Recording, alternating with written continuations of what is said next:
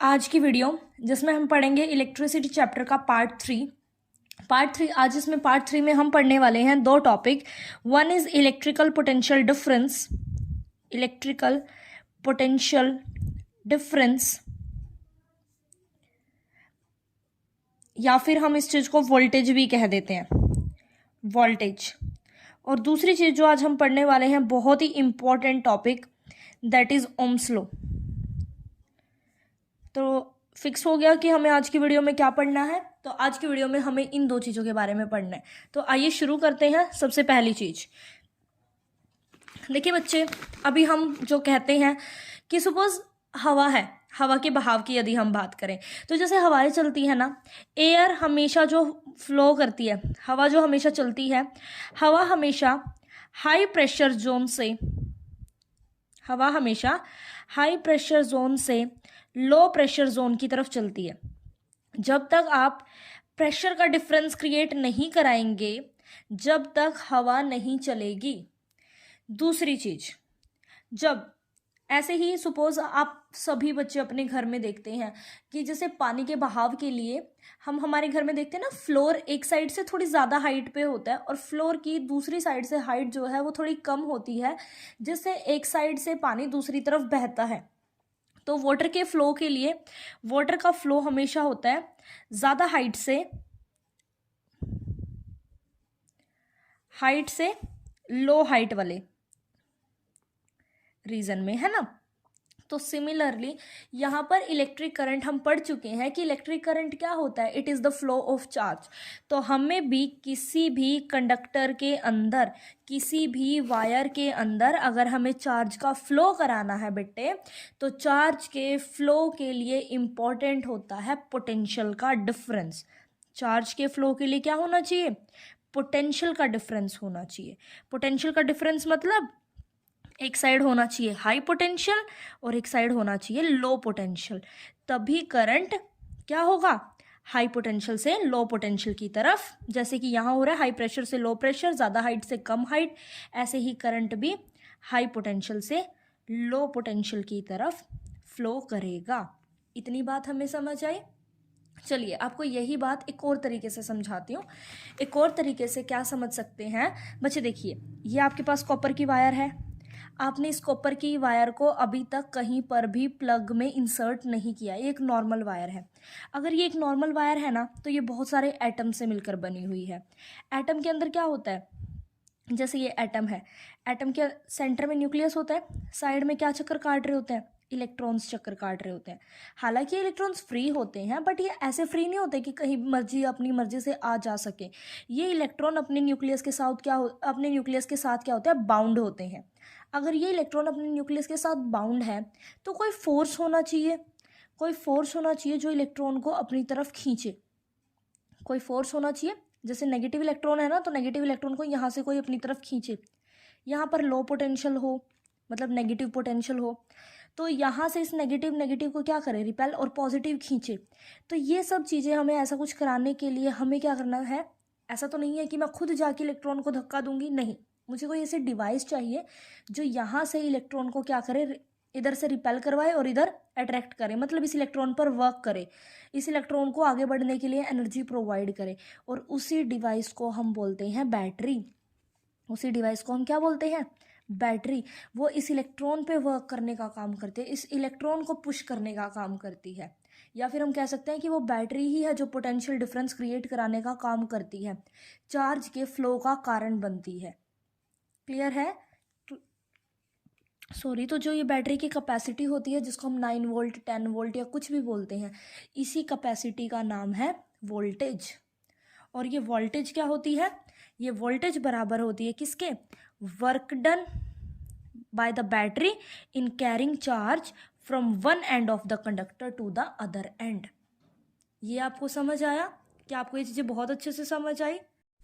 तो जो वोल्टेज हो गया ना, तो वोल्टेज हो गया बेटे work done by the battery in carrying charge from one end of the conductor to the another end of the conductor. और इसी टर्म को हम पोटेंशियल डिफरेंस भी कहते हैं। पोटेंशियल डिफरेंस को आइए डिफाइन करते हैं। Potential difference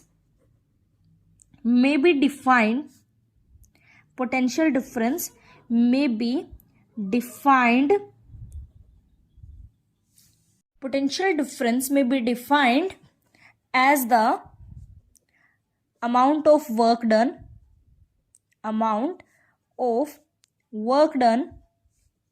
by the external source in carrying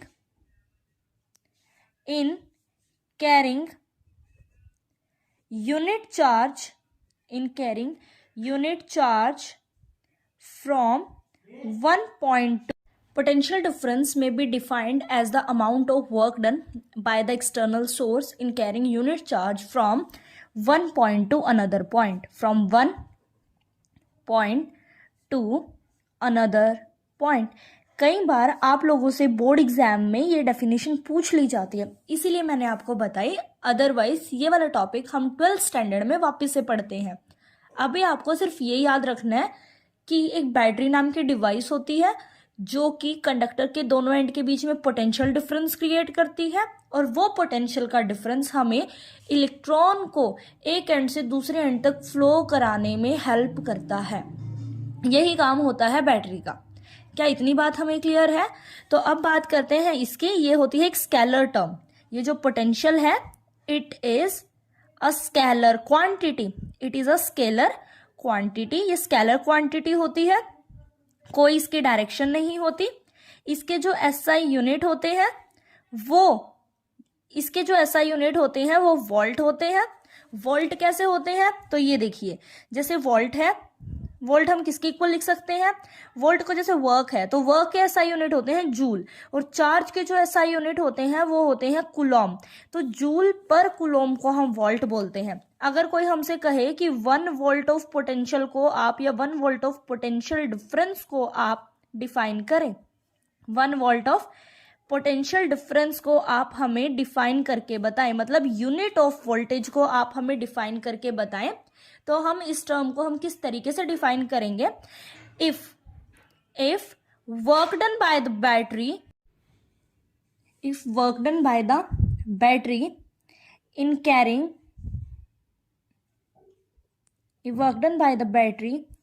carrying 1 coulomb of charge, from one end of conductor to other end of conductor is 1 joule. अगर बैटरी 1 जूल का काम कर रही है एक कूलम के चार्ज को कंडक्टर के एक एंड से दूसरे एंड तक लाने में, then we will say potential of the battery is 1 volt. Then we will say potential of the battery is 1 volt. I hope यहाँ तक आपको चीजें क्लियर है। एक और चीज हो सकती है, जो ये पोटेंशियल है ना, ये वर्क डन बाय चार्ज भी होती है, और या फिर हम इसको कह सकते हैं एनर्जी अपॉन चार्ज भी हम इसको कह सकते हैं। इतना हमें समझ आया? तो इस फॉर्मूले को यूज करके, इस वाले पर्टिकुलर फॉर्मूला को यूज करके आप एनसीईआरटी का जो क्वेश्चन है उसको भी सॉल्व कर सकते हैं। एनसीईआरटी में क्वेश्चन दिया हुआ है कि कुछ इसी तरीके से दिया हुआ है कि how much energy is given to each joule if 6 volt battery is connected. तो आप वोल्टेज को 6 वोल्ट बैटरी बोला ना, तो वोल्टेज को आप 6 वोल्ट सब्सटीट्यूट कर देंगे। एनर्जी आपको निकालनी है, चार्ज ईच कूलम बोला है तो 1 कूलम, वो करके आप उस न्यूमेरिकल को सॉल्व कर लेंगे। फिर एनसीईआरटी में 1 वोल्ट की डेफिनेशन पूछी गई, आप वो बता देंगे। तो इसको एनर्जी बाय चार्ज भी बोल सकते हैं, वर्क डन बाय चार्ज भी बोल सकते हैं। आई होप ये वाला टॉपिक आपको बहुत अच्छे से क्लियर है। अब शुरू करते हैं बहुत ही important topic, that is Ohm's law. शुरू करते हैं अगला topic, that is Ohm's law.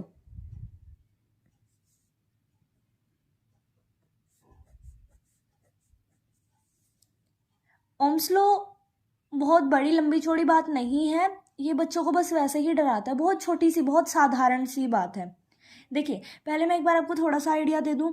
थोड़ा सा सिंपल सा आइडिया ये है कि यदि किसी वायर के साथ आप ज़्यादा बड़ी बैटरी लगाएंगे तो वायर में से ज़्यादा करंट फ्लो होगा। अगर वायर के साथ छोटी बैटरी कनेक्ट करेंगे तो वायर में से कम करंट फ्लो होगा। फॉर एग्जाम्पल, आप 9 वोल्ट की बैटरी लगाते हैं एक आप 12 वोल्ट की बैटरी लगाते हैं। 12 वोल्ट की बैटरी के केस में ज़्यादा करंट होगा, 9 वोल्ट की बैटरी के केस में कम करंट होगा। ये बहुत ही सिंपल सी बात है ना। तो स्टार्टिंग में दुनिया को सबसे पहले ये वाली बात बताई थी जर्मन फिजिस्ट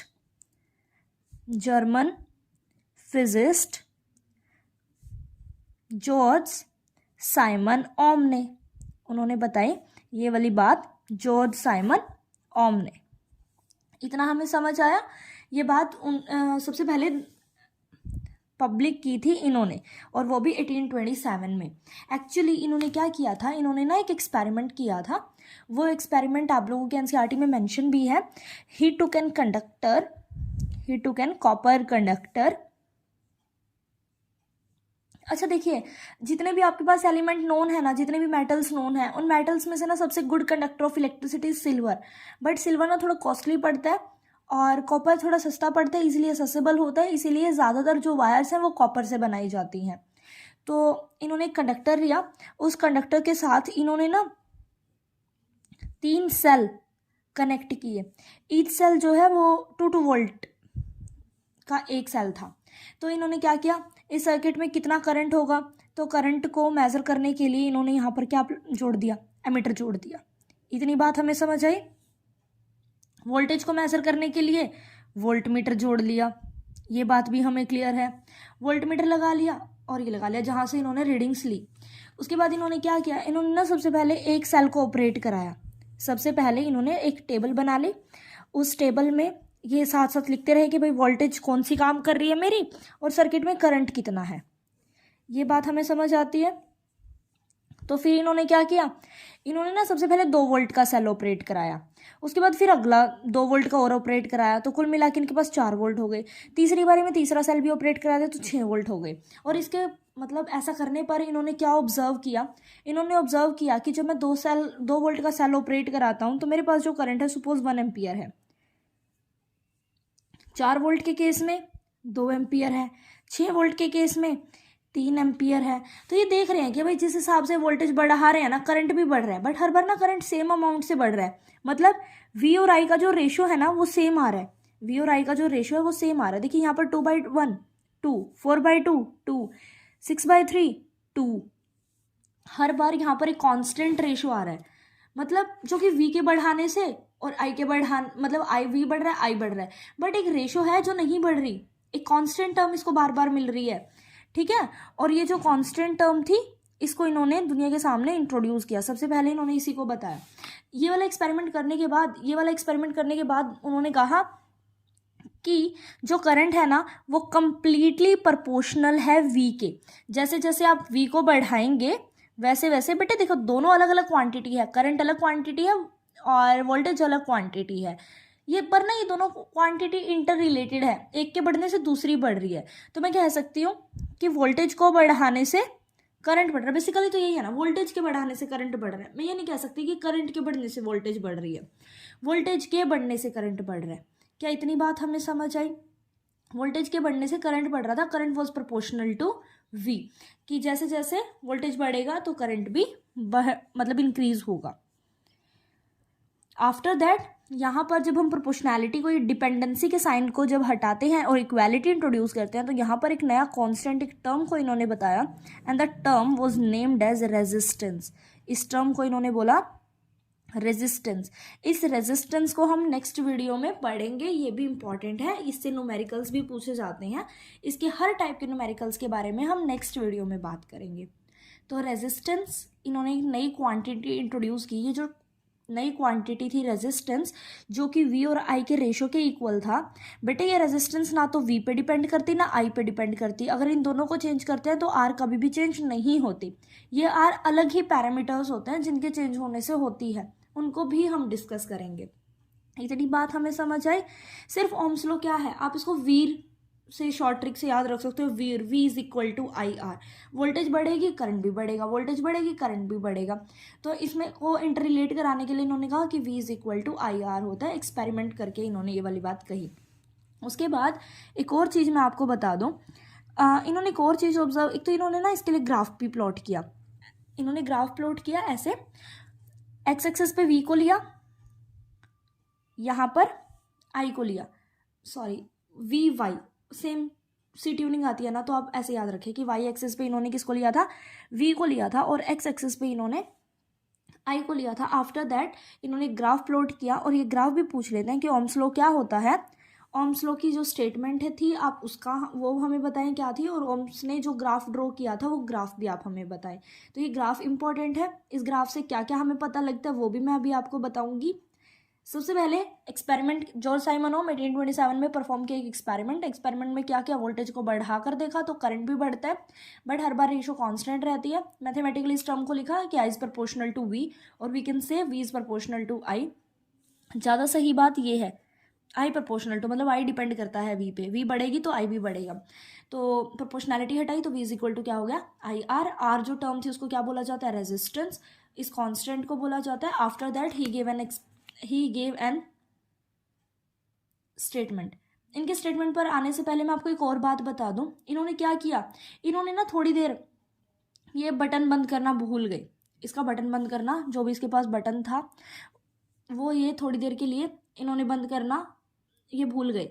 थोड़ी देर के बाद जब भी किसी आप लोग फ़ोन भी यूज़ करते होंगे तो आपका फ़ोन गर्म हो जाता है ना, तो थोड़ी देर के बाद जो एक कंडक्टर था जिसमें से करंट फ्लो हो रहा था, ये कंडक्टर भी गर्म हो गया, और इस कंडक्टर के गर्म होने के बाद इन्होंने ना यही चीज़ दोबारा की, अगेन दोबारा 2 से शुरू किया। जब इन्होंने 2 से शुरू किया ना तो ऐसा हुआ कि 2 वोल्ट का सेल अगर ऑपरेट कर रहे थे तो जो करंट है ना वो पहले जितना नहीं आया, 1 एम्पियर नहीं आया, सिर्फ 0.5 एम्पियर ही आया। फिर इन्होंने 4 वोल्ट वो किया, तो जो करंट है वो मतलब ऐसा हुआ कि शायद 0.5 ही आ जाए अगेन। फिर उन्होंने 6 वोल्ट पे बात की, 6 वोल्ट पे भी करंट में कोई ज़्यादा चेंज देखने को नहीं मिला, तो 0.7। तो इसके बाद ना, और ये एक्सप्लेन भी नहीं कर पाए थे कि भाई ऐसा हो क्यों रहा है, कि थोड़ी देर के बाद जब कंडक्टर गर्म हो जाता है तो गर्म होने के बाद इन्होंने ये चीज़ एक्सप्लेन ही नहीं की कि करंट जो फिर क्यों नहीं बढ़ रहा।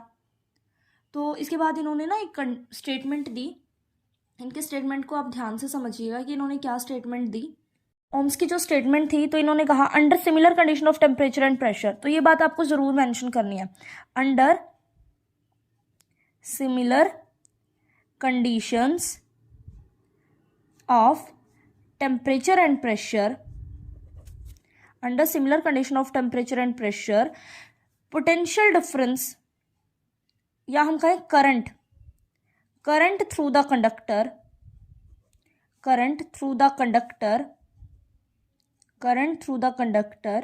is directly proportional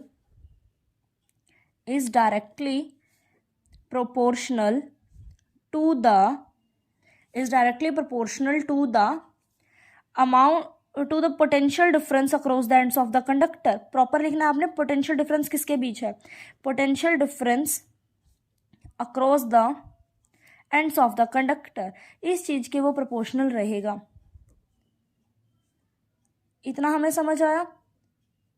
तो V is equal to I R mathematically लिख सकते हैं, R जो है वो V बाय आई है, R को हम रेजिस्टेंस बोलते हैं। ये वाली चीज़ इन्होंने दी, ये वाली चीज़ बहुत इंपॉर्टेंट है, under similar condition of temperature and pressure, इसको आप इग्नोर जरा भी नहीं कर सकते। उसके बाद इन्होंने ग्राफ प्लॉट किया था, ये जो ग्राफ है यहाँ पर V यहाँ पर I, ये जो ग्राफ है ये ग्राफ वाली लाइन है, ये ग्राफ वाली लाइन से आपको पता लग जाता है रेजिस्टेंस का। कैसे पता लगेगा, ग्राफ से आपको कैसे रेजिस्टेंस निकाल पाएंगे, तो बेटे ग्राफ से यदि आप रेजिस्टेंस निकालते हो तो वो आप ग्राफ के स्लोप से बताएंगे। स्लोप हम समझते हैं, चलिए स्लोप कैसे निकालते हैं, देखिए पहले ये लिख लीजिए कि slope of V I graph gives you resistance. ऐसे क्वेश्चन भी पूछा जाता है कि वी आई ग्राफ से कौन सी फिजिकल क्वांटिटी की नॉलेज आपको मिलती है, तो आपको मिलती है रेजिस्टेंस की, ये आपको मेंशन करना पड़ेगा। Slope of V I graph gives you the value of resistance. एक और चीज, slope of I V graph, अगर ग्राफ को उल्टा कर दें, slope of I V graph give you the value of 1 by resistance, वो आपको वैल्यू देगा 1 बाय रेजिस्टेंस की। निकालनी कैसे है, स्लोप कैसे निकालते हैं, स्लोप को निकालने का अगर आपको पता है कि आपका ग्राफ एक्स एक्सिस के साथ कितना एंगल बना रहा है, अगर आपको पता है कि ग्राफ वाली लाइन है वो एक्स एक्सिस के साथ कितना एंगल बना रही है, तो आप रेजिस्टेंस को तब भी निकाल सकते हैं tan थीटा से। किसे निकाल सकते हैं, tan थीटा से। एक तो तरीका होता है ये, अदरवाइज आप क्या करें कि ग्राफ के कोई भी 2 पॉइंट मार्क कर लें, ग्राफ के कोई भी 2 पॉइंट मार्क कर ले। से पहला पॉइंट है x1 y1, दूसरा पॉइंट है x2 y2, मतलब y2 वोल्टेज की किसी दूसरे टाइम पे वोल्टेज की वैल्यू, सॉरी करंट की वैल्यू, हाँ वोल्टेज की वैल्यू, और x2 जो हो गई वो हो गई, ये x2 हो गया मतलब करंट की एक वैल्यू हो गई, ये y2 हो गया। सिमिलरली ये ये x1 हो गया, ये y1 हो गया, करंट और वोल्टेज की वैल्यू हो गई। तो r को आप ऐसे भी निकाल सकते हो, r is equal to y2 minus y1 divided by x2 minus x1। एक तरीके से 2y को माइनस कर रहे हो आप, 2 वोल्टेज को ही माइनस कर रहे हो, change in voltage upon change in current, कितना वोल्टेज बढ़ने से कितना करंट बढ़ा, यही तो, इसी की रेशो को तो हम क्या बोलते हैं, रेजिस्टेंस बोलते हैं ना। तो ये निकाल सकते हैं। यहाँ से क्वेश्चन ऐसे आ जाता है, यहाँ से जो क्वेश्चन आता है थोड़ा सा वो इस तरीके से आता है बेटे। देखिए ये दे दिया आपको वी आई ग्राफ में आपको 2 लाइनें दे दी, ये देखिए 2 लाइनें दे दी आपको। ये कहा it is for conductor A and it is for conductor B. अब आपको बताना है किसका रेजिस्टेंस ज़्यादा है। तो आप देखिए यहाँ पर छोटा एंगल है, यहाँ पर बड़ा एंगल है। बड़ा एंगल मतलब ज़्यादा स्लोप, छोटा एंगल मतलब कम स्लोप। स्लोप ज़्यादा और स्लोप क्या बताता है, रेजिस्टेंस बताता है ना। तो ज़्यादा एंगल वाले बड़े एंगल वाला, देखिए आप कह सकते हो इसको θ2, इसको आप कह दो θ1। θ2 बड़ा है θ1 से, तो इसका मतलब tan θ2 भी बड़ा है tan θ1 से। इसका मतलब जो ए वाला रेजिस्टेंस है वो बड़ा है आर बी से। एक तो तरीका हो गया ये। यदि वो ग्राफ को वी आई ग्राफ ना देकर आपको ये जो ग्राफ है इसको अगर वो आई और वी में दे, अगर इसी ग्राफ को आपको वी आई ना दे के इसी ग्राफ को आई वी ग्राफ यदि दे और फिर पूछे, तो बेटे अगर ग्राफ अगले ने उल्टा किया है ना तो आप भी अपने आंसर को उल्टा कर दें। अब जो है अब कंडक्टर बी का रेजिस्टेंस जो है वो ज़्यादा रहने वाला है एक के कंपैरिजन में। इतनी बातें समझ आई? तो आज की वीडियो बस यहीं तक। आने वाली वीडियो में हम फिर रेजिस्टेंस के बारे में और इसके ऊपर और क्या क्वेश्चंस बन सकते हैं इनके बारे में हम बात करेंगे। Thanks for watching the video. और अगर आपको कंटेंट अच्छा लगता है और चीज़ें बहुत अच्छे से समझ आती हैं, don't forget to like and share and subscribe the channel. Thank you.